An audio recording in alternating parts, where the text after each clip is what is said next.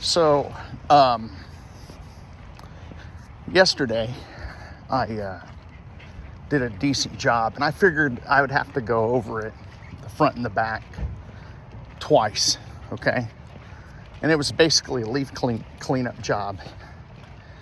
And I went and looked at the back initially, but the guy had attempted to put down crushed granite to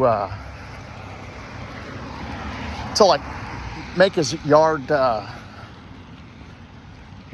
of more maintenance free. And so, and I didn't really notice it when I put forth the bid. Normally I try not to give a bid, and then I just drive out there and do it. But when I got out there, and I told the guy, I go, look, the leaves are wet, and this bid is the starting bid. I go, if everything dries out, it's going to be a lot easier to clean these leaves up. And when I got there, everything was just so wet. I had to go over it like 4 times.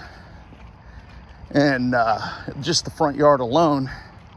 And when I got to the back, I was rolling the mower to the back, and I was like, geez, they've got all of this crushed granite everywhere. And if I were to that would just tear my mower up, just ding out so when I got to the back, I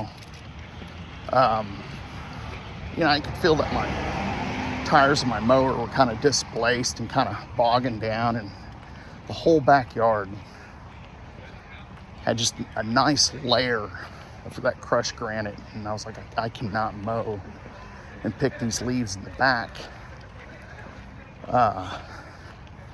Nor can I mow back here with that thing. So what I ended up doing, the backyard, so the whole property was like 0.15 acres, 2-story house. So the front and the back are fairly decent sized, areas. It's a roomy area for children and stuff. So, but anyhow, so I just weed eated the whole thing, and I got my new Milwaukee double battery mower. And I blew everything to the fence line, and on top of picking up like a lot of acorns, at least half a trash can full of, I had a 32-gallon trash can, and I filled those things up. I filled that thing halfway up with acorns. And, and I figured, well, that's enough to kind of displace the acorns, So, and I just weed eated everything and kind of blew everything up against the fence line. And kind of just made like a nice little layer of debris, leaf debris. There was more grass debris than leaf debris in the back. And so I just kind of made it, kind of blew most of it into the, like they had some shrubs, and then I cut down some stumps from like some shrubs that they had cut down in the past. So I kind of flushed them up, and I put my best foot forward basically on this job. And even though once I got started, I knew I massively underbid it, and I wasn't really careful enough about looking in the backyard with this granite, that would have affected my decision. And my quote. So I and I just posted a video of it. The yard looks great. The back you really can't tell much, but they could. But the front you can. I got and it was really muggy outside. Like my glasses were fogging up. But I put my best foot forward, and she called her husband. She was, oh my God, you did a great job. So not only did they went ahead and doubled what I asked for, which happens a lot when you put your best foot forward. You get tips and stuff like that from people. They overpay you because they like your business and they like you to be tentative.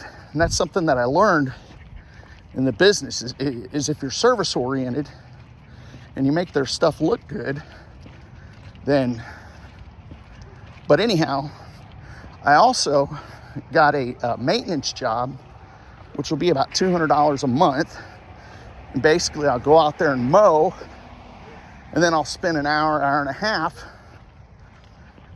cleaning up the yard, and eventually laying sod. So I told them that $200 a month would only be a labor cost, and any materials or anything else would be extra.